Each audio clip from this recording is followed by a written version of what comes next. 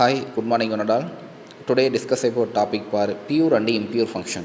நாம் போன ப்ரீவியஸ் கிளாஸில் பியூர்னா என்ன இம்பியூர்னா என்ன difference between the pure and impure function அப்படின்ற கண்டென்ட் எல்லாமே பார்த்துருந்தோம். இந்த பியூர் அண்ட் இம்பியூரில் நம்ம பார்க்காத ஒரே ஒரு டாபிக் என்ன சார் அப்படின்னா ஒரு அல்காரிதம் ஒன்று கொடுத்துருக்காங்க. அந்த அல்காரிதம் என்னன்றதை நம்ம பார்த்துப்போம். சரிங்க sir. First of all what is a pure and impure function sir? First of all pure function. The pure function, it means the pure function or the function, the exact result will be the produced, the same argument are passed in between the one function into the another function. The name is called the pure function. Second point, the pure function cannot be affected for the output, sir. The name is called the pure function. Impure function, it means impure function is a function can be affected for the output. The name is called the impure function. And then the internal variable only used for the pure function. The external variable and the internal variable can be used for the impure function. That's all. இப்போ நம்ம பியூருக்கும் இம்பியூருக்கும் நான் difference வந்து சொன்னேன் அதே மாதிரி டெஃபினேஷனும் அதுதான் sir. இதில் pure ஃபங்க்ஷனாக என்ன சார் அப்படின்னா, சார் பியூர் அப்படின்றது சேம் ஆர்குமெண்ட் ஒரு ஃபங்க்ஷன்லேருந்து இன்னொரு ஃபங்க்ஷனை ட்ரான்ஸ்ஃபர் பண்ணி நமக்கு எக்ஸாக்டான வேல்யூஸ் வந்து ப்ரொடியூஸ் ஆச்சு அப்படின்னா த name is called the pure function. First point. Second point, pure ஃபங்க்ஷனில் நமக்கு அவுட்புட் வந்து அஃபெக்டட் ஆகுமா, அதாவது சேஞ்சஸ் ஆகுமானா ஆகாது. இம்பியூர் ஃபங்க்ஷன் இதுக்கு அப்படியே ஆப்போசிட்டு. இம்பியூர் ஃபங்க்ஷன்ன்றது ஒரு ஃபங்க்ஷன். இந்த ஃபங்க்ஷனில் என்ன சார் ஆகும் அப்படின்னா, எக்ஸ்டர்னல் வேரியபிளால் நமக்கு அவுட்புட் வந்து அஃபெக்டட் ஆச்சு அப்படின்னா த name is called the impure function. Impure ஃபங்க்ஷனில் எக்ஸ்டர்னல் வேரியபிள் வந்து நம்ம யூஸ் பண்ணிக்கலாம். இதில் இன்டர்னல் வேரியபிள்னால் என்ன, எக்ஸ்டர்னல் வேரியபிள்னால் என்னன்றதை நம்ம ஆல்ரெடி முன்னாடியே பார்த்துருந்தோம்.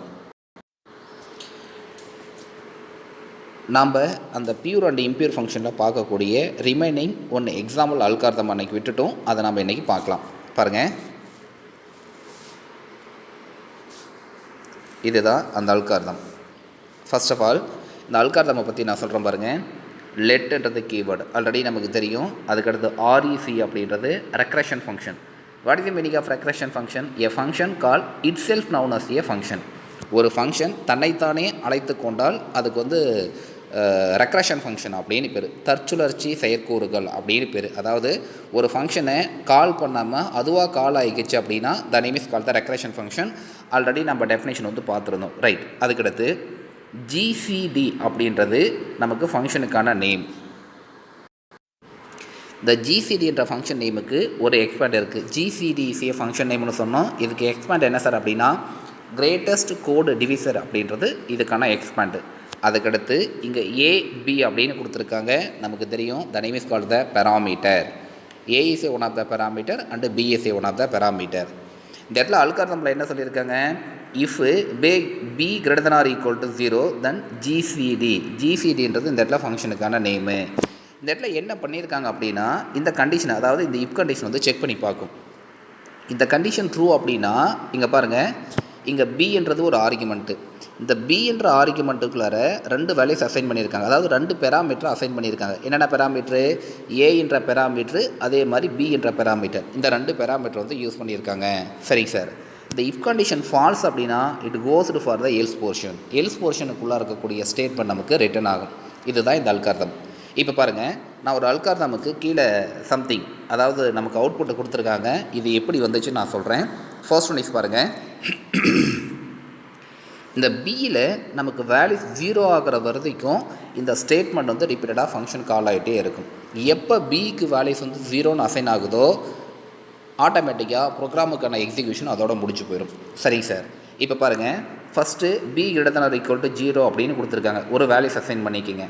அந்த வேல்யூஸ் இப்போ வந்து என்ன சார் பண்ணுன்னா ஜிசிடின்னு இருக்குது. அப்போ இந்த ஜிசிடியிலேருந்து இந்த ஜிசிடிக்கு ஃபங்க்ஷன் ஆட்டோமேட்டிக்காக கால் ஆகிக்கும். கால் ஆன அடுத்த செகண்டு ஏவுக்கு ஒரு வேல்யூஸும் பிக்கு ஒரு வேல்யூஸும் அசைன் பண்ணியிருக்காங்க. இங்கே பாருங்கள், ஏவுக்கு ஒரு வேல்யூஸு, ஏவுக்கு வந்து 13 கொடுத்துருக்காங்க, பிக்கு வந்து 27 அப்படின்னு கொடுத்துருக்காங்க. இந்த ரெண்டு வேல்யூஸும் எங்கே சார் ட்ரான்ஸ்ஃபர் ஆகுனா இங்கே ஏவுக்கும் பிக்கும் வந்து அசைன் ஆகும். That's all. அப்போ ஆட்டோமேட்டிக்காக நமக்கு அவுட்புட் டிஸ்பிளே ஆகும். இதே மாதிரி ரிப்பீட்டடாக எது வரைக்கும் டிஸ்பிளே ஆகும் அப்படின்னா இந்த பிக்கு வேல்யூ 0ன்ற வர வரைக்கும் ரிப்பீட்டட் ஆகும். எப்போ பிக்கு வேல்யூ 0ன்னு வந்துச்சு அப்படின்னா ஆட்டோமேட்டிக்காக அந்த அல்காரிதம் அதோட வந்து ஃபினிஷ் அப்படின்னு meaning. That's all. Next topic கெமிலியன் ஆஃப் குரோம்-லாடான் ப்ராப்ளம் யூஸிங் த ஃபங்க்ஷன். இந்த டாப்பிக்கு ஆல்ரெடி நம்ம 11th அல்காரிதம் அப்படின்ற டாப்பிக்கில் செகண்ட் ஹாஃபில் வந்து நிறைய ஸ்டோரி சொல்லியிருப்போம். இந்த கெமிலியன் ப்ராப்ளம்னா என்ன அப்படின்றத பற்றி சொல்லியிருப்போம். ரைட், அந்த ஸ்டோரி ஒன்ஸ் மோர் திருப்பி நான் சொல்கிறேன் பாருங்கள். ஃபார் எக்ஸாம்பிள், மொத்தம் நான் 3 டைப்பான கெமிலியன் கலர் வந்து எடுக்கிறேன். என்னென்ன கலரு? Green, red, blue. இது மொத்தம் வந்து 3 கலர்ஸ் எடுத்திருக்கேன். இப்போ எனக்கு க்ரீனில் வந்து பார்த்திங்கன்னா 3 கெமிலியன் இருக்குது, ரெட்டில் வந்து பார்த்தோன்னா 3 கெமிலியன் இருக்குது, ப்ளூவில் வந்து பார்த்திங்க அப்படின்னா 3 கெமிலியன் இருக்குது. இது எல்லாமே 3 இருக்குது. இந்த கான்செப்ட் என்ன சார்னா, இந்த ஸ்டோரி ஏற்கனவே நம்ம பார்த்துருப்போம். இந்த க்ரீனும் ரெட்டும் ஒட்டுக்காக சேர்ந்து இங்கே ப்ளூவை பார்க்க போச்சு அப்படின்னா, இந்த ப்ளூவாக இருக்கக்கூடிய கெமிலியனை பார்க்க போச்சு அப்படின்னா இந்த 3மே என்ன கலராக மாறிடும் அப்படின்னா இந்த ப்ளூ கலராக மாறிடும். ஆல்ரெடி நமக்கு தெரியும். அப்போ இந்த க்ரீன்லேயும் ரெட்டுலேயும் ஒன்று குறையும். அப்போ க்ரீனில் எத்தனை இருந்திருக்கும்? 2. அப்போ ரெட்டில் எத்தனை இருந்திருக்கும்? 2. ஆனால் ப்ளூவில் என்ன மாறி இருக்கும் அப்படின்னா ஆல்ரெடி ப்ளூவில் 3 இருக்குது, இங்கே 2 கலர் நமக்கு ரீசேஞ்ச் ஆகிருக்கும். அப்போ டோட்டலாக எத்தனை கலரு? 5 கலர்ஸ். ஸோ இது மாதிரியான ப்ராப்ளத்தை தான் நம்ம 11th பார்த்துருந்தோம். அதே ப்ராப்ளம் தான் இங்கே கொடுத்துருக்காங்க. அங்கே அல்காரிதம் கொடுக்கல, இங்கே அல்காரிதம் கொடுத்துருக்காங்க. சரிங்க சார், இப்போ ஒரு விஷயம் நமக்கு தெரியும். அதாவது ரெட் இருக்குது, க்ரீன் இருக்குது, ப்ளூ இருக்குது அப்படின்னா ரெட்டும் க்ரீனும் மிங்கிள் ஆகி ப்ளூவாக பார்க்க போச்சு அப்படின்னா இந்த ரெட்டு க்ரீனு எதுவாக மாறிடும்? நமக்கு ப்ளூவாக மாறிடும் அப்படின்ற டாபிக் நமக்கு தெரியுது. சரிங்க சார், அதை பேஸ் பண்ணி இங்கே ஒரு எக்ஸாம்பிள் கொடுத்துருக்காங்க. இங்கே பாருங்கள், இதில் பாருங்கள். அப்போ ஏவும் பியும் வேல்யூஸ் நமக்கு ஈக்குவலாக இருக்கும். முன்னாடி சொன்ன போனோம்னா க்ரீன் வந்து 3 இருந்தது, அதாவது வந்து க்ரீன் வந்து 3, ரெட்டு வந்து 3, ப்ளூ வந்து 3. அப்போ இந்த ரெட்டும் க்ரீனும் ரெண்டும் சேர்ந்துச்சு அப்படின்னா இதில் 2 மாறிடும். இது எங்கே போகுது? இங்கே ப்ளூவுக்கு போச்சு அப்படின்னா 3 + 2 என்ன சார்னா 5. அப்போ இதுக்கு ரெண்டுக்கும் வேல்யூஸ் எப்படி சார் இருக்குது அப்படின்னா ஈக்குவலாக இருக்குது. ஸோ அப்போ இதை நான் ஏன்னு எடுத்துக்கிறேன், இதை நான் என்னென்னு எடுத்துக்கிறேன்? பின்னு எடுத்துக்கிறேன். அப்போ a comma b equal to, for example நான் 2ன்னு கொடுத்துக்கலாம், அதர்வைஸ் இல்லைனா ஏ ஈக்குவல் டு ஆஃப் பின்னு கொடுக்கலாம். அப்போ ஏவுக்கும் பியுக்கும் வேல்யூஸ் நமக்கு எப்படி சார் இருக்கும் அப்படின்னா ஈக்குவலாக இருக்கும் அப்படின்றது மீனிங். இதை தான் இங்கே கொடுத்துருக்காங்க. இங்கே பாருங்கள், a equal to b equal to 0. ஏவுக்கும் பிக்கும் வேல்யூஸ் எப்பயுமே எப்படி சார் இருக்கும் அப்படின்னா ஈக்குவலாக இருக்கும். ஃபார் எக்ஸாம்பிள் இங்கே 0 நான் சென்ட் பண்ணியிருக்காங்க. இங்கே தேர்டாக ப்ளூ அப்படின்னு இருந்துச்சு பார்த்தியா, அதை என்னவா எடுத்திருக்காங்கன்னா சின்னு எடுத்திருக்காங்க. அப்போ அந்த சிக்கான வேல்யூஸ் என்ன சார் அப்படின்னா, சார் இந்த சிக்கான வேல்யூஸும் இருக்கும், ஏவுக்கான வேல்யூஸும் இருக்கும், ப்ளஸ்ஸு பிக்கான வேல்யூஸும் இருக்கும். இதை 3யும் ஆட் பண்ணாங்க அப்படின்னா லாஸ்ட்டாக இருக்கக்கூடிய கலர் நமக்கு அவுட்புட் வந்து கிடச்சிடும். இதைத்தான் இந்த ஸ்டேட்மெண்ட்டில் வந்து கொடுத்துருக்காங்க பாருங்கள். சரிங்க சார், இதுக்கான அல்காரிதம் வந்து இப்போ நீங்கள் மேலே இன்புட்டு கொடுத்துருக்காங்க, கீழே அவுட்புட் வந்து சொல்லிட்டீங்க. இதுக்கான அல்காரிதம் சொல்லுங்கள் சார் அப்படின்னா அதுக்கடுத்து அல்காரிதம் கொடுத்துருப்பாங்க பாருங்கள். இதில் அல்காரிதம் கொடுத்துருக்காங்க பாருங்கள். அதாவது இது function name, a comma b comma c அப்படின்றது ஆர்குமெண்ட்டுக்கான நேமு. இன்புட்டு நமக்கு என்ன கொடுத்துருக்காங்க? A equal to a, b அதாவது small b equal to capital b, c equal to c அப்படின்னு கொடுத்துருக்காங்க. அவுட்புட் நமக்கு என்ன சார் வரும்னா இதைத்தான் முன்னாடி எக்ஸ்பிளைன் பண்ணோம். ஏவுக்கும் பிக்கும் வேல்யூஸ் வந்து ஈக்குவலாக இருக்கும். சிக்கான வேல்யூஸ் எப்படி சார் இருக்குன்னா ஏவுக்கான வேல்யூஸு, பிக்கான வேல்யூஸு, சிக்கான வேல்யூஸ் 3யும் ஆட் பண்ணாங்க அப்படின்னா நமக்கு இந்த சிக்கான வேல்யூஸ் நமக்கு கிடச்சிரும். இதில் பாருங்கள், இந்த இடத்துல ஒயில் கண்டிஷன் கொடுத்துருக்காங்க. இந்த ஒயிலுக்குள்ளார ஏவுக்கு ஒரு வேல்யூஸ் அசைன் பண்ணுறீங்க. ஃபார் எக்ஸாம்பிள் நம்ம என்ன கொடுத்துருக்கோன்னா 2ன்னு கொடுத்துருக்கோம் அப்படின்னு வச்சுக்கோங்க. அப்போ 2 > 0 அப்படின்னு இருக்குது. கண்டிஷன் ட்ரூவாக ஃபால்ஸ்னா கண்டிஷன் ட்ரூ அப்படின்னா இப்போ ஏவுக்கு வேல்யூஸ் வந்து 2 அப்படின்னா பிக்கு எப்படி இருக்கும்? இங்கே நம்ம ஒரு கான்செப்ட் சொல்லியிருப்போம், ஏவுக்கு பிக்கும் எப்படி வேல்யூஸ் இருக்கும்? ஈக்குவலாக இருக்குமா? அப்போ ஏவுக்கு வேல்யூஸ் வந்து 2 அப்படின்னா பிக்கும் வேல்யூஸ் வந்து 2 அப்படின்னு இருக்கும். அப்போ சிக்கான வேல்யூஸ் எப்படி சார் இருக்கும் அப்படின்னா அதுக்கடுத்த ஸ்டேட்மெண்ட் பாருங்கள், ஏ மைனஸ் 1. அப்போ ஏவில் ஆல்ரெடி நம்ம 2ன்னு இருக்குது. இப்போ என்ன சார் வந்திருக்கும்னா 1 வந்து ரெடியூஸ் ஆகி 1ன்னு இருக்கும்.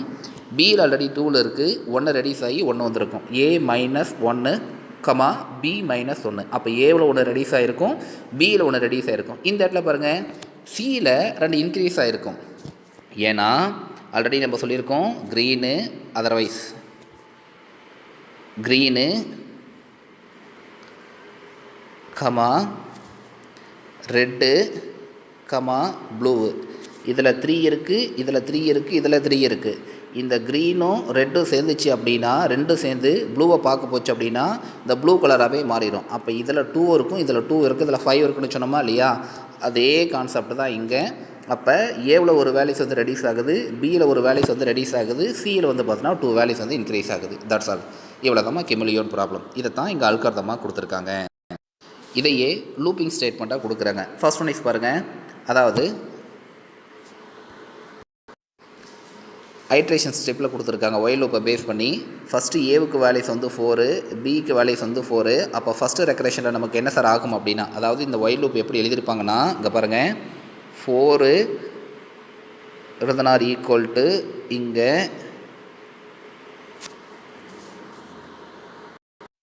ரைட். இங்கே பாருங்கள், இந்த டேபிளர் காலத்துக்கு தகுந்த மாதிரி நான் ஒரு ஒயில் லூப் எழுதியிருக்கேன். இங்கே 0 லெஸ்தனார் ஈக்குவல் டு ஐன்னு கொடுத்துருக்காங்க. ஐக்கு என்ன வேல்யூஸ் அசைன் பண்ணியிருக்கேன்னா, நான் 0ன்ற வேல்யூஸ் வந்து அசைன் பண்ணியிருக்கேன். சரிங்க சார். இப்போ ஐக்கு வேல்யூஸ் வந்து நான் 4 அப்படின்னு கொடுத்துருக்கேன். 4னு கொடுக்கும்போது இங்கே பாருங்கள், ஃபஸ்ட் ஐட்ரேஷன், அதாவது ஐட்ரேஷன் ஃபஸ்ட்டு டைம் எக்ஸிக்யூட் ஆகுது 0ன்னு கொடுத்துருக்காங்க. நான் ஏவுக்கு என்ன வேல்யூஸ் கொடுத்துருக்காங்க அப்படின்னா, பிகினிங் 4ன்னு கொடுத்துருக்காங்க, பிக்கு என்ன வேல்யூஸ் கொடுத்துருக்காங்க 4ன்னு கொடுத்துருக்காங்க, சிக்கு என்ன வேல்யூஸ் கொடுத்துருக்காங்க அப்படின்னா 4ன்னு கொடுத்துருக்காங்க. அதாவது ஃபஸ்ட்டு க்ரீனு நம்ம முன்னாடி சொன்ன மாதிரி, அதுக்கப்புறம் ப்ளூவு இல்லை ரெட்டு, அதுக்கடுத்து பார்த்திங்கன்னா ப்ளூவு. இப்போ நம்மளுடைய கணக்குலையே க்ரீனுக்கு என்ன வேல்யூ கொடுத்துருக்காங்க, க்ரீனை வந்து நான் ஏன்னு எடுத்திருக்காங்க, ரெட்டை வந்து பின்னு எடுத்திருக்காங்க, ப்ளூவை வந்து சின்னு எடுத்திருக்காங்க. சரிங்க சார். இப்போ ரெட்டு, அதாவது வந்து க்ரீனும் ரெட்டும் எதை பார்க்க போகுது, ப்ளூவை பார்க்க போகுது. ப்ளூவை பார்க்க போச்சு அப்படின்னா 2 இன்க்ரீஸ் ஆகும். எதில், ப்ளூவில். எதில் 2 குறைஞ்சிருக்கும், இந்த க்ரீன்லேயும் ரெட்லேயும் 2 குறைஞ்சிருக்கும். எதில் இன்க்ரீஸ் ஆகிருக்கும், ப்ளூவில் வந்து இன்க்ரீஸ் ஆகிருக்கும். இதே கான்செப்ட் தான். இது எத்தனை டைம் எக்ஸிக்யூட் ஆகுனா, இது எப்படி சார் எக்ஸிக்யூட் ஆகுனா, இது மாதிரி ஒயில் லூப்பில் நான் ஒரு ஒயில் லூப்பு போட்டிருக்கேன். 0 லெஸ்தனார் ஈக்குவல் டு ஐன்னு கொடுத்துருக்காங்க. இந்த இடத்துல நான் ஐக்கு என்ன வேல்யூஸ் எடுத்திருக்கேன் அப்படின்னா, இங்கே பாருங்கள், நான் 4ன்னு எடுத்திருக்கேன்.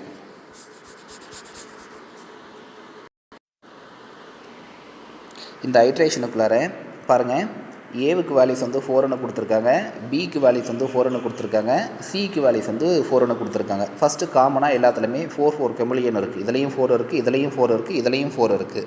சரிங்க சார். அதுக்கடுத்து பாருங்கள், இப்போ ஏவும் பியும், அதாவது இது வந்து க்ரீனுன்னு வச்சுக்கங்க, இது ரெட்டுன்னு வச்சுக்கங்க, இது ப்ளூ அப்படின்னு வச்சுக்கங்க கெமிலியோன். இந்த க்ரீனும் இந்த ரெட்டும் ஒவ்வொரு கெமிலியோன் வந்து, அதாவது ரெட்டில் க்ரீனில் இருக்கக்கூடிய கெமிலியோன் ரெட்டை பார்க்க போச்சு அப்படின்னா, இது 2 ஈவனாக, அதாவது க்ரீனும் ரெட்டும் 2 எதை பார்க்க போகுது, இந்த ப்ளூவை பார்க்க போச்சு அப்படின்னா, இந்த 2 கலரை என்ன கலராக ரீசேஞ்ச் ஆகணும்னு சொன்னோம், ப்ளூவாக மாறிடணும்னு சொன்னோமா. அப்போ இது 2லேயும் 1 டிக்ரீஸ் ஆகிருக்கும். அப்போ க்ரீனில் வந்து 3 இருக்கும், ரெட்டில் வந்து 3 இருக்கும். இந்த ப்ளூவில் என்ன சார் ஆகும் அப்படின்னா 2 இன்க்ரீஸ் ஆகும். இதுக்கான அசைன்மெண்ட்டு தான், அதாவது இதுக்கான அல்காரிதம் தான் முன்னாடி ப்ரீவியஸாக பார்த்துட்டே இருந்தோம். இதே மாதிரி குறைஞ்சிட்டே வருது. லாஸ்ட்டாக க்ரீனில் 0 இருக்குது, ரெட்டில் 0 இருக்குது, ப்ளூவில் வந்து பார்த்திங்கன்னா 14 மாறி இருக்குது. That's all. இவ்வளோ தான் கெமிலியோன் ப்ராப்ளம். அதுக்கடுத்து இதில் நம்ம பார்க்கக்கூடிய அதுக்கடுத்த ஒரு டாபிக் என்ன சார்னா, ஃப்ளோ சார்ட்டு. நம்ம இந்த அல்காரிதமை பற்றி முன்னாடியே சொல்லிட்டோம். அல்காரிதம் எப்படி சார் ஒர்க் ஆகுது, அதுக்கான ஒர்க்கிங் எக்ஸிக்யூஷன் எப்படி சார் இருக்குன்றதை நம்ம பார்த்தாச்சு. இப்போ நம்ம பார்க்கக்கூடிய டாபிக் அந்த ஒர்க்கிங் எக்ஸிக்யூஷனுக்கான ஃப்ளோ சார்ட்டு. இந்த சிம்பிள்லாம் என்ன அப்படின்றத ஆல்ரெடி நம்ம 11th டிஸ்கஸ் பண்ணியிருக்கோம். கவனிங்க, இந்த flow chart already 11th discuss பண்ணியிருக்கோம். இது ஏபிசி அப்படின்றது 3 வேல்யூஸ் இன்புட்டாக கொடுக்கறதுக்காக, இது கண்டிஷனை செக் பண்ணி பார்க்குறதுக்காக, இது அவுட்புட் வந்து டிஸ்பிளே பண்ணுறதுக்காக, இது body of the portion. Already நம்ம பார்த்த அல்காரிதமுக்கு ஃபுல்லாக ஃப்ளோ சார்ட் கொடுத்துருக்காங்க, அதை பார்த்துக்குங்க. இதோட இந்த சாப்டர் உங்களுக்கு முடிஞ்சதுப்பா. First chapter okay ton.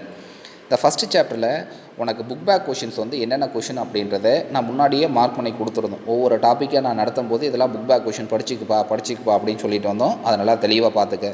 அதுக்கடுத்து புக் பேக் வந்து 1 மார்க் கொஷின் இருக்கும்பா. அந்த 1 மார்க் கொஷினுக்கு நான் இப்போ ஆன்சரை மார்க் பண்ணுறேன். கையில் புக்கு வச்சுருந்ததுன்னா நீ புக்கில் மார்க் பண்ணிக்க, அப்படி இல்லைனா நீ நோட்டில் வந்து ரைட் பண்ணிக்க. என்ன ஓகேவா? இப்போ பாருங்கள் 1 மார்க் பார்ப்போம். 1 மார்க் ஆன்சரை மட்டும் நான் அப்படியே மார்க் பண்ணுறேன் பாருங்கள். கவனிப்பா, புக் பேக் கொஷின் இருக்குது. நீ அப்படியே யூடியூப்பில் இந்த வீடியோவை பார்க்கும்போது இதை பாஸ் பண்ணி அப்படியே 1 மார்க் கொஷின் வந்து எழுதிக்க. என்ன, இதில் 9 கொஷின் கொடுத்துருக்காங்க. இந்த 9 கொஷினுக்கும் நான் உனக்கு ஆன்சர் வந்து மார்க் பண்ணியிருக்கேன். அப்படியே பார்த்துக்குப்பா.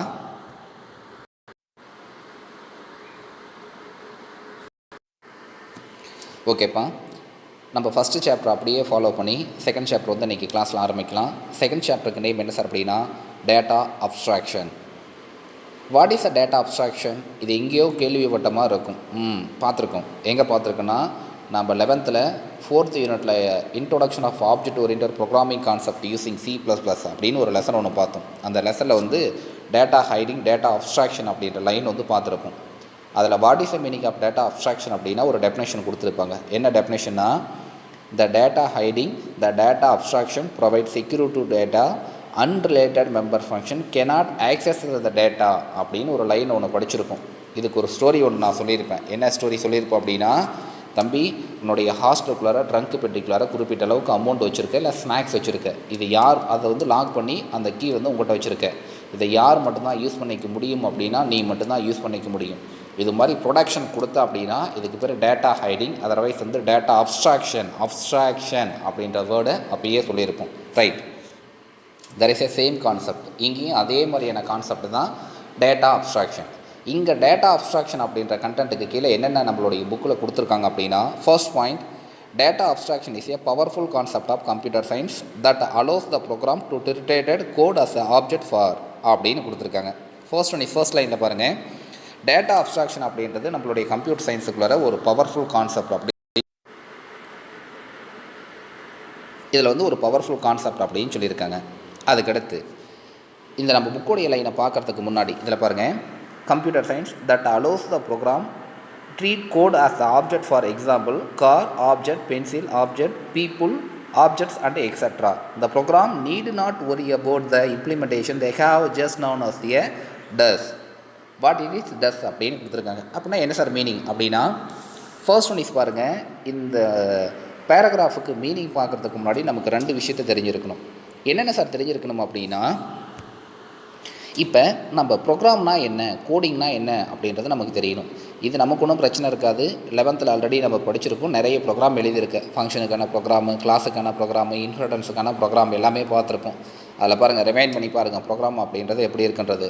ஃபார் எக்ஸாம்பிள் நம்ம பிகினிங்கில் எழுதியிருப்போம் ஹேஷ் இன்க்ளூடு, ஐஓ ஸ்ட்ரீம் அப்படின்னு எழுதியிருப்போம், இன்டீஜர் மெயின், அது கீழே இன்டீஜர் A, B இப்படிலாம் எழுதியிருப்போம். என்னென்னா இன்டீஜர் A = 100, அதே மாதிரி இன்டீஜர் B = 200, இது மாதிரிலாம் கோடிங்ஸ் வந்து எழுதியிருப்போம். எதுக்காக நான் சொல்கிறேன்னா, இது எல்லாமே C++ல நம்ம பார்த்தா கோடிங் அப்படின்னு நமக்கு தெரியும். சரிங்க சார், இந்த கோடிங்கை, அதாவது ப்ரோக்ராம் அதர்வைஸ் கோடிங்கை இட் கன்சிடர் அபவுட் த ஆப்ஜெக்டாக கன்சிடர் பண்ணிக்கிறதுக்கு we need the data abstraction. பாருங்கள், ஃபர்ஸ்ட் பாயிண்டில் என்ன சொல்லியிருக்காங்க அப்படின்னா, ஒரு ப்ரோக்ராமையோ இல்லை ப்ரோக்ராமுக்குள்ளே இருக்கக்கூடிய கோடிங்கையோ நம்ம ஆப்ஜெக்டாக கன்சிடர் பண்ணிக்கிறதுக்கு எது சார் நெசசரி அப்படின்னா டேட்டா அப்ஸ்ட்ராக்ஷன் வந்து நெசசரி. ஃபார் எக்ஸாம்பிள் இங்கே பாருங்கள், that allow the program treat as the code as a object. இந்த லைனில் பாருங்கள், கோடிங்கை நம்ம ஆப்ஜெக்டாக கன்சிடர் பண்ணிக்கிறதுக்கு எது சார் நெசசரி அப்படின்னா we need the data abstraction. இப்போ ஆப்ஜெக்ட்னா என்னென்னு தெரியணும் சார். பேசிக்காக ப்ரோக்ராமுக்குள்ளார ஆப்ஜெக்ட் அப்படின்றத பற்றி நமக்கு தெரியும். இதையும் 11th பார்த்துருக்கோம். இருந்தாலும் ஒன்ஸ் மோர் கவனிங்க, ஆப்ஜெக்டை க்ரியேட் பண்ண there is a 2 method of creating object. First one is inline function, second one is outline function. inline function அப்படின்றது கவனிங்க, கர்லி ப்ரைஸ் ஓப்பன் பண்ணி கர்லி ப்ரைஸை க்ளோஸ் பண்ணதோடைய எண்டில் ஃபார் எக்ஸாம்பிள் A3 அப்படின்னா இப்போ ஏன்றது ஒரு ஆப்ஜெக்ட் அப்படின்னு நமக்கு தெரியும். மெத்தட் 1. மெத்தட் 2 என்ன சார் அப்படின்னா, மெயின் ஃபங்க்ஷனுக்குள்ளார இங்கே கிளாஸுக்கான நேமு நான் ஏன்னு கொடுக்குறேன். நான் மெயின் ஃபங்க்ஷனுக்குள்ளார A, SVBன்னு கொடுத்த அப்படின்னா இது செகண்ட் மெத்தடு. இப்போ SVBக்கு என்ன சார் பேர் அப்படின்னா த name is called the object. அப்போ இந்த 2 மெத்தடில் நம்ம ஆப்ஜெக்ட் ஆல்ரெடி க்ரியேட் பண்ணுற விஷயம் நமக்கு தெரியும். சரிங்க சார், இப்போ ப்ரோக்ராமுக்குள்ளாரையோ இல்லை கோடிங்குள்ளாரையோ இதை ஆப்ஜெக்டாக கன்சிடர் பண்ணிக்கிறதுக்கு நமக்கு டேட்டா அப்ஸ்ட்ராக்ஷன் வந்து தேவை அப்படின்னு சொன்னீங்க. ஒரு point okay sir. Second point sir, real லைஃப்பில் ஆப்ஜெக்ட் அப்படின்றதுக்கு எக்ஸாம்பிள் சொல்லுங்கள் சார்னா இது நிறைய சொல்லலாம். முன்னாடியே நிறைய டைம் நம்ம சொல்லியிருப்போம் சார். பிளாக் போர்டுன்றது ஒரு ஆப்ஜெக்ட் சார், ஃபேன்ன்றது ஒரு ஆப்ஜெக்ட்டு, பென்சில்ன்றது ஒரு ஆப்ஜெக்ட்டு, பென்ன்றது ஒரு ஆப்ஜெக்ட்டு, என் கையில் இருக்கக்கூடிய புக்குன்றது ஒன் ஆஃப் த ஆப்ஜெக்ட் அப்படின்னு சொல்லியிருக்காங்க. சரிங்க சார், இப்போ டேட்டா அப்ஸ்ட்ராக்ஷனை பற்றி தெளிவான ஒரு கிளியர் கான்செப்ட் கிடைச்சிருச்சு. என்ன சார் கிடைச்சது அப்படின்னா, சார் கோடிங்கோ ஒரு ப்ரோக்ராமையோ நம்ம ஆப்ஜெக்டாக கன்சிடர் பண்ணிக்கிறதுக்கு எது சார் தேவை அப்படின்னா நமக்கு வந்து டேட்டா அப்ஸ்ட்ராக்ஷன் வந்து தேவை. First point. அதுக்கடுத்து நான் என்ன கொடுத்துருக்காங்க அப்படின்னா கவனிங்க, program need not worry about the code implementation, they have the just know what it does அப்படின்னு கொடுத்துருக்காங்க. சார் இது இம்ப்ளிமெண்டேஷனை பற்றி ஃபுல்லாக தெரிஞ்சிருக்கணுமா அப்படின்னா கிடையாது. ஜஸ்ட் அது எப்படி ஒர்க் ஆகுதுன்னு மட்டும் தெரிஞ்சாவே போதும் அப்படின்னு சொல்லியிருக்காங்க. இது என்ன சார், அப்போ டேட்டா அப்ஸ்ட்ராக்ஷன் அப்படின்னா நீங்கள் வந்து கோடாக கன்சிடர் பண்ணிக்கிறதுக்கு யூஸ் ஆகும் அப்படின்னு ஒன்று சொன்னீங்க சார். ஆப்ஜெக்டாக கன்சிடர் பண்ணிக்கிறதுக்கு நமக்கு டேட்டா அப்ஸ்ட்ராக்ஷன் வந்து தேவை அப்படின்னு சொன்னீங்க. இதை பற்றி ஃபுல்லாக, அதாவது இம்ப்ளிமெண்டேஷன் ஒர்க் வந்து நமக்கு தேவையில்லை, ஜஸ்ட் அதை பற்றி தெரிஞ்சால் மட்டுமே போதுங்கிறீங்க. இதுக்கு ஒரு புரிகிற மாதிரி எக்ஸாம்பிள் சொல்லுங்கள் சார். அப்படின்னா இப்போ நமக்கு தெரியுமா கார் இருக்குது, இப்போ BMW கார் இருக்குது அப்படின்னா அந்த கார் எப்படி ரன் ஆகுது அப்படின்ற பேசிக் குவான்டிட்டி பேசிக் ஃபீச்சர்ஸ் நமக்கு தெரியும். என்ன சார் தெரியும் அப்படின்னா, ஃபார் எக்ஸாம்பிள் அது காரோடக்கான கலரு, என்ன ஸ்பீடில் போகும், அதுக்கான ரேட் என்ன, இது மாதிரியான இன்ஃபர்மேஷன்லாம் தெரிஞ்சுக்கலாம். இது ஒரு பார்ட்டு. இம்ப்ளிமெண்டேஷன் அப்படின்னா it is a running process, அதாவது நாம் கார் ஓட்டுறது, இதுக்கு பேர் இம்ப்ளிமெண்டேஷன். அப்போ காரை பற்றி தெரிஞ்சுக்கிறது வேறு, காரை ஓட்டுறது வேறு. சார் எவ்வளோ ஸ்பீடில் போகும், என்ன ரேட்டு, என்ன கலரு, இது மாதிரியான ஒர்க்கை பற்றி நம்ம தெரிஞ்சுக்கிறோம் அப்படின்னா இது இன்ஃபர்மேஷன். இது வந்து இன்ஃபர்மேஷன், இது ஒரு பார்ட்டு. செகண்ட் பார்ட்டு நம்ம ட்ரைவ் பண்ணுறது சார், அந்த காரை ஓட்டி பார்க்குறது. அப்போ ஓட்டுறது வேறு, இன்ஃபர்மேஷன் தெரியறது வேறு. ஓட்டுறோம் அப்படின்றது, காரை ட்ரைவ் பண்ணுறோம் அப்படின்றது த name is called the implementation. சரிங்க சார். காரை பற்றி இன்ஃபர்மேஷன் தெரிஞ்சுக்கிறோம் அப்படின்னு நம்ம சொல்கிறோம், த name is called the information about the car. இதை தான் இங்கேயும் சொல்லியிருக்காங்க சார். இப்போ டேட்டா அப்ஸ்ட்ராக்ஷன் அப்படின்னா ஜஸ்ட் நமக்கு இம்ப்ளிமெண்டேஷன் வந்து நெசசரி கிடையாது, அந்த ஆப்ஜெக்ட்னா என்ன அப்படின்னு மட்டும் தெரிஞ்சால் போதும் அப்படின்னு இந்த ஃபர்ஸ்ட் பேராகிராஃபில் வந்து சொல்லியிருக்காங்கப்பா. That's all. நமக்கு செகண்ட் பேராகிராஃபில் என்ன கொடுத்துருக்காங்கன்னா இதே மாதிரியான கான்செப்ட் தான் அதுலேயும் கொடுத்துருக்காங்க. This is exceptionally important when the several people are doing a project. Here the project refer to the programming with the data abstraction. Your group member won't have the read through the every line of your code to understand. They can just assume that is the does work அப்படின்னு கொடுத்துருக்காங்க. அப்படின்னா இதுக்கு என்ன sir meaning அப்படின்னா, இதுக்கு அதே மாதிரி தான். This is exceptionally important when the several people are doing the project. அதாவது several peoples, நிறைய பேர் சேர்ந்து ஒரு ப்ராஜெக்ட் வந்து ஆக்சஸ் பண்ண போகிறாங்க, அதாவது ப்ராஜெக்ட் வந்து க்ரியேட் பண்ண போகிறாங்க. ப்ராஜெக்டை க்ரியேட் பண்ணும் பொழுது எந்த ப்ராஜெக்ட் பண்ணாலும், எந்த கோடிங் எழுதினாலும் அதுக்கு ஒரு ப்ரோக்ராமிங் லாங்குவேஜ் வந்து நெசசரி அப்படின்னு நமக்கு தெரியும். அந்த ப்ரோக்ராமிங் லாங்குவேஜுக்குள்ளார ஒரு ஆப்ஜெக்டை க்ரியேட் பண்ணுன்னா நமக்கு டேட்டா அப்ஸ்ட்ராக்ஷன் வந்து நெசசரி. சரிங்க சார். இப்போ டேட்டா அப்ஸ்ட்ராக்ஷனை பற்றி இம்ப்ளிமெண்டேஷன் நமக்கு தேவை அப்படின்னா தேவை கிடையாது. ஜஸ்ட் நவ் அந்த ஆப்ஜெக்ட்னா என்ன, ஆப்ஜெக்ட் எப்படி ஒர்க் ஆக போகுது அப்படின்ற விஷயம் மட்டும் தெரிஞ்சாவே போதும் அப்படின்னு இந்த செகண்ட் பாயிண்டில் கொடுத்துருக்காங்க. தேர்ட் பேராகிராஃபில் ரொம்ப முக்கியமான ஒரு topic, what is the meaning of modularity. The modularity, it means splitted into the program, sir. What is the meaning of splitted into the program, sir? Sir ஒரு பெரிய என்லார்ஜிங்கான ப்ரோக்ராம் இருந்தது அப்படின்னா அந்த ப்ரோக்ராமை குட்டி குட்டியாக தனித்தனி இண்டிவிஜுவல் மாடியூலாக க்ரியேட் பண்ண நமக்கு என்ன சார் யூஸ் ஆகுது அப்படின்னா மாடுலாரிட்டி வந்து யூஸ் ஆகுது. இந்த மாடுலாரிட்டியை எது சார் ப்ரொவைட் பண்ணுதுன்னா அப்ஸ்ட்ராக்ஷன் வந்து ப்ரொவைட் பண்ணுது. அப்போ ஃபஸ்ட்டு பாயிண்ட்டு மாடுலாரிட்டி அப்படின்னா என்னென்னு தெரிஞ்சிருக்கணும். மாடுலாரிட்டி அப்படின்றது ஸ்ப்ளிட்டட் ப்ரோக்ராம் அப்படின்னு நமக்கு தெரியும். ப்ரோக்ராமை தனித்தனியாக இண்டிவிஜுவல் மாடியூலாக க்ரியேட் பண்ண நமக்கு எது சார் யூஸ் ஆகுதுன்னா மாடுலாரிட்டி யூஸ் ஆகுது. ஃபர்ஸ்ட் பாயிண்ட்டு, அந்த மாடுலாரிட்டியை எது சார் ப்ரொவைட் பண்ணுதுன்னா it provide into the data abstraction sir. Data abstraction வந்து நமக்கு யூஸ் ஆகுது. இதான் ஃபர்ஸ்ட் பாயிண்டில் கொடுத்துருக்காங்க. Abstraction provide the modularity. It means splitting program into the many module. நிறைய மாடியூலாக க்ரியேட் பண்ணிக்கிறதுக்கு நமக்கு வந்து நிறைய குட்டி தனித்தனி இண்டிவிஜுவல் பார்ட்டாக ப்ரோக்ராமை க்ரியேட் பண்ணிக்கிறதுக்கு மாடியூல் வந்து யூஸ் ஆகுது. அதுக்கடுத்து சார் இப்போ டேட்டா அப்ஸ்ட்ராக்ஷன் அப்படின்னா என்னென்னு தெரியும். அதாவது ஒரு கோடிங்குள்ளார, ஒரு ப்ரோக்ராமுக்குள்ளார கோடிங் இருக்குது சார், அந்த கோடிங்கை ஆப்ஜெக்டாக கன்சிடர் பண்ணிக்கிறதுக்கு டேட்டா அப்ஸ்ட்ராக்ஷன் வந்து யூஸ் ஆகுது. First point. செகண்ட் பாயிண்ட் என்ன சொல்லியிருக்காங்க, just not like that the implementation. Sir அது எப்படி இம்ப்ளிமெண்ட் ஆகுதுன்றது தேவை கிடையாது நமக்கு, ஜஸ்ட் அதுக்கான ஒர்க்கிங் எக்ஸிக்யூஷன் மட்டும் இன்ஃபர்மேஷன் தெரிஞ்சால் போதும் அப்படின்னு சொல்லியிருக்காங்க. இது செகண்ட் பாயிண்ட்டு. தேர்ட் பாயிண்ட் என்ன அப்படின்னா மாடுலாரிட்டி அப்படின்றது டேட்டா அப்ஸ்ட்ராக்ஷன் எதை சார் ப்ரொவைட் பண்ணுதுன்னா மாடுலாரிட்டியை ப்ரொவைட் பண்ணுது ப்ரோக்ராமுக்குள்ளார. மாடுலாரிட்டியை யூஸ் பண்ணி என்ன சார் பண்ணலாம் அப்படின்னா ப்ரோக்ராமை தனித்தனி பார்ட்டாக பிரிக்கலாம். இது தேர்ட் பாயிண்ட்டு. ஃபோர்த்து பாயிண்ட் என்ன சார் அப்படின்னா நமக்கு இந்த டேட்டா டைப்பை பற்றி தெரிஞ்சிருக்கும் அப்படின்னு நினைக்கிறேன். இந்த பாயிண்ட்டை நம்ம பார்க்குறதுக்கு முன்னாடி நம்ம C++ல் டேட்டா டைப்பை பற்றி பார்த்துருக்கோம். What is a data type அப்படின்னா the data type are the kind of data that is splitted into the different data, otherwise different kind of inputs அப்படின்னு நம்ம பார்த்துருக்கோம். சார் டேட்டா அப்படின்றது உள்ளுக்குள்ளார கம்ப்யூட்டருக்குள்ளார எந்த கம்ப்யூட்டராக இருந்தாலும் சரி, ப்ரோக்ராமாக இருந்தாலும் சரி, என்ன கான்செப்டில் ரன் ஆகும் அப்படின்ற ப்ராசஸ் நமக்கு தெரியும். என்ன கான்செப்டில் ரன் ஆகுது சார் அப்படின்னா இன்புட்டு கொடுக்குறோம், ப்ராசஸ் ஆகுது, அவுட்புட் நமக்கு டிஸ்பிளே பண்ணுறோம். Like that the input. இப்போ இன்புட்டுக்கு வரோம் சார், இன்புட்டு கொடுக்குறோம் அப்படின்றோம். இன்புட் வந்து கம்ப்யூட்டருக்கு கொடுக்க நிறைய டைப்பான இன்புட் இருக்குது. அதாவது ஹோல் நம்பர் இருக்குது, டெசிமல் பாயிண்ட்ஸஸ் இருக்குது, கேரக்டர் இருக்குது, ஸ்ட்ரிங் இருக்குது. இது எல்லாமே நம்ம காமனாக கொடுக்கறதுக்கு கம்ஃபர்டபுள் இருக்காது. ஸோ இந்த ப்ராப்ளத்துக்காக தான் ப்ரோக்ராமிங் லாங்குவேஜுக்குள்ளார டேட்டா டைப் அப்படின்ற ஒரு கான்செப்டை கொண்டு வந்திருக்காங்க. தனித்தனியாக ஸ்ப்ளிட் பண்ணுறது. இதுக்கு ஒரு தெளிவான ஒரு ஸ்டோரி சொல்லாமல் அப்படின்னா, ரூமில் வந்து ஒரு 100 மெம்பர்ஸ் இருக்காங்க. 100 மெம்பர்ஸும் அட் டைமில் நம்ம வந்து வெளியில் ஏற்றுறோம். வெளியில் ஏற்றுறதுக்கு கொஞ்சம் காம்ப்ளிகேட்டடாக இருக்கும். ஆனால் இதே ஒர்க்கை நான் கொஞ்சம் மாடிஃபை பண்ணுறேன். என்ன அப்படின்னா, 100 மெம்பரை நான் 10 மெம்பராக ஒவ்வொரு ரோவாக க்ரியேட் பண்ணுறேன். இப்போ நான் ஒவ்வொரு ரோவாக நான் வெளியில் அனுப்பிச்சேன் அப்படின்னா ஈஸியாக வந்து அந்த 100 மெம்பர் ஒரு ஃப்ராக்ஷன், ஒரு குறிப்பிட்ட டைமிங்குள்ளார நம்மளால் வெளியில் போக முடியும். இதே கான்செப்டை தான் ப்ரோக்ராமிங் லாங்குவேஜுக்குள்ளார டேட்டாவை நம்ம இன்புட்டாக கொடுத்தோம் அப்படின்னா கம்பைலருக்கு சம் ஸ்ட்ரகிள் வந்து க்ரியேட் ஆகும். ஸோ இந்த ப்ராப்ளத்தை சால்வ் பண்ணுறதுக்காக தான் ப்ரோக்ராமிங் லாங்குவேஜுக்குள்ளார டேட்டா டைப் அப்படின்னு கொண்டு வந்தாங்க. இந்த டேட்டா டைப்பில் வந்து பார்த்தோன்னா பேசிக்காகவே நம்மளுடைய C++ல் மொத்தம் 3 டைப்பு வந்து பார்த்துருப்போம். என்னென்னா user defined data type, building data type, derived data type அப்படிலாம் பார்த்துருப்போம். சரிங்க சார். அதில் ஸ்ட்ரக்சரு, யூனியனு, கிளாஸு, எனுமரேஷன் அப்படின்னு ஒரு டேட்டா டைப்பை பற்றி பார்த்துருக்கோம். எதுக்காக அப்படின்னா இந்த ஸ்ட்ரக்சரும் யூனியன்ன்றது என்ன சார்னா one of the data type sir. அதுக்காக தான் இங்கே சொல்லியிருந்தோம். இங்கே பாருங்கள், இந்த லைனில் பாருங்கள், ஸ்ட்ரக்சர், கிளாஸஸ்,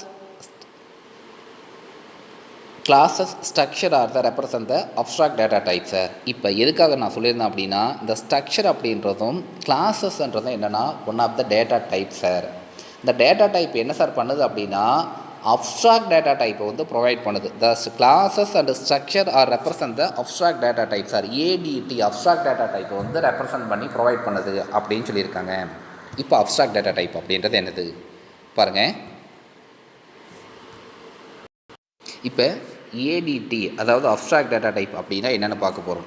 சரிங்க சார். இந்த இடத்துல அப்ஸ்ட்ராக்ட் டேட்டா டைப்னா என்ன சார் அப்படின்னா abstract data type is a type of option whose behaviour and defined the values and set of operation. இது ஒரு 2 mark question book back. What is ADT abstract data type sir? Abstract data டைப்னா என்னன்றனா ADT is one of the data types sir. The ADT data type that can be divided into the values and behavior the values. அதாவது ஒரு வேரியபிளுக்கான வேல்யூஸும் அதுக்கான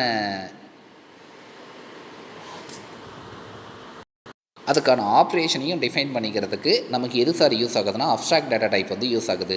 அப்போ ADTக்கான main purpose என்னென்னா ADT அப்படின்றது ஒரு data type. இந்த டேட்டா டைப்பை யூஸ் பண்ணி ஒரு வேரியபிளுக்கு வேல்யூஸ் அசைன் பண்ணலாம். செகண்ட் பாயிண்ட் என்னென்னா அது என்ன ஆப்ரேஷனை பெர்ஃபார்ம் பண்ண போது அந்த ஆப்ரேஷனை பெர்ஃபார்ம் பண்ணுறதுக்கு டிஃபைன் பண்ணிக்கலாம். டிஃபைன் பண்ணுறதுக்கு நமக்கு அப்ஸ்ட்ராக்ட் டேட்டா டைப் வந்து யூஸ் ஆகுது. இதில் 2 மேஜரான பாயிண்ட் என்ன அப்படின்னா the behavior that is defined into the set of values and set of operations sir. ஒரு வேல்யூஸையும் அதுக்கான ஆப்ரேஷனையும் டிஃபைன் பண்ணுறதுக்கு நமக்கு ADT வந்து யூஸ் ஆகுது. இது ஃபர்ஸ்ட் பேராகிராஃப். செகண்ட் பேராகிராஃபில் என்ன கொடுத்துருக்காங்கன்னா அதே ஸ்டோரி தான். அதில் என்ன கொடுத்துருக்காங்கன்னா எது தேவை எது தேவையில்லை அப்படின்னா ஜஸ்ட்டு அதுக்கான இம்ப்ளிமெண்டேஷன் தேவை கிடையாது. First point. எது தேவை அப்படின்னா ஜஸ்ட் நவுன் த இன்ஃபர்மேஷன். அதுக்கான இன்ஃபர்மேஷனை மட்டும் தெரிஞ்சாவே போதும். ஒரு ஆப்ஜெக்ட் இருக்குன்னா அந்த ஆப்ஜெக்ட்டுக்கான வழிமுறைகள் தெரிஞ்சால் போதும். அது ஹவு டு இம்ப்ளிமெண்ட், அது எப்படி இம்ப்ளிமெண்ட் பண்ண போகிறோம் அப்படின்ற இன்ஃபர்மேஷன் தேவையான நெசசரி வந்து கிடையாது அப்படின்னு சொல்லியிருப்பாங்க.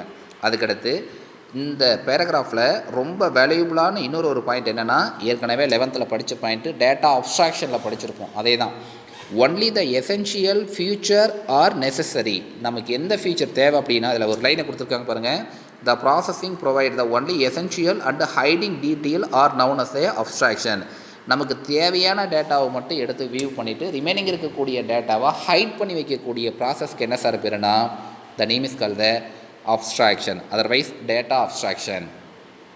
அப்போ ப்ரோக்ராமுக்குள்ளார நமக்கு எதெல்லாம் தேவையான இன்ஃபர்மேஷனை மட்டும் வியூ ஆகணும், ரிமைனிங் இருக்கிறது எல்லாமே வந்து ஹைடாக இருக்கணும். அப்படின்னா இந்த கான்செப்ட்டுக்கு இந்த ப்ராசஸ்க்கு என்ன சார் பேர் அப்படின்னா த name is call the data abstraction.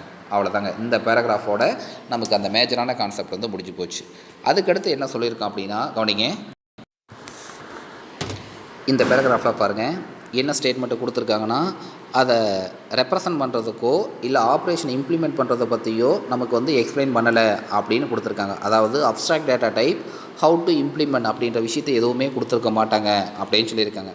பேசிக்காகவே அதாவது நம்மளுடைய அப்ஸ்ட்ராக்ட் டேட்டா டைப்பை எப்படி சார் இம்ப்ளிமெண்ட் பண்ண போகிறோம் அப்படின்றத கீழே வந்து 2 டைப்பு மூலிமா நம்ம இம்ப்ளிமெண்ட் பண்ணலாம் அப்படின்னு சொல்லியிருக்காங்க. ஃபர்ஸ்ட் ஒன் இஸ் என்னென்னா singly linked list, second one is பார்த்தோன்னா doubly linked list, stack like that the stack at queue அப்படின்னு சொல்லியிருக்காங்க. இதில் எக்ஸாம்பிளுக்காக நான் ஒன்று மட்டும் சொல்கிறேன் பாருங்கள். இங்கே நான் ஸ்டாக்கை பற்றி மட்டும் நான் சொல்கிறேன், கவனிங்க.